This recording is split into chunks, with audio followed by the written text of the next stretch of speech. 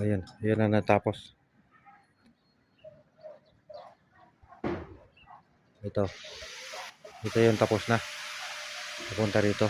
Ito naman yung hindi pa natapos. Kasi inuna ko muna yun doon para masirado doon.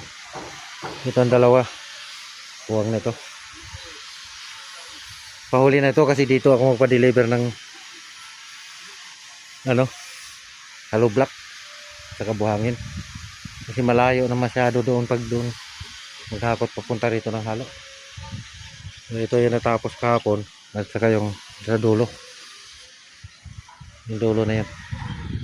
So ito na lang ang lalagyan ngayon. Ayan, baka matapos yan maghapon ngayon. O baka hindi siguro kasi mataas yan. Malalim. Ito pag natapos ito pag pile ko ngayon. Yan naman isunod. Yung may bangin. Ito sigurado hindi matapos ito. Kasi maglagay pa ako ng beam. Lalagyan pa yan ng beam. Kasi malalim oh. Hindi naman pwede pasagad ko ito sa ilalim.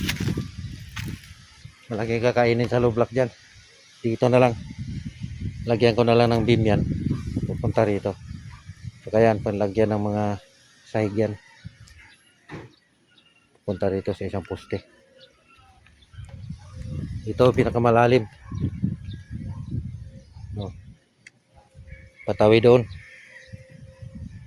Kaya malaki talagang kainin sa hollow block. Doon naman malalim pa rin. Malalim pa rin yun. Nakapatong lang ito sa bato. Yung poste. Tapos doon, malalim na naman yung isang poste. Kaya ang hollow block talagang kumakain talaga ng hollow block. Walang patong lang yan oh.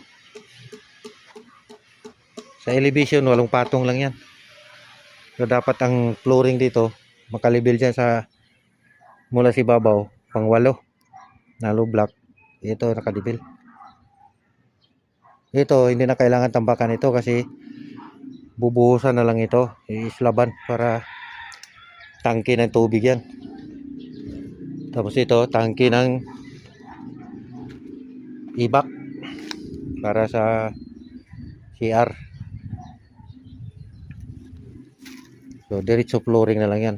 Lublakan na lang yun doon sa ilalim para masirado siya, para hindi lalabas doon ng dumi.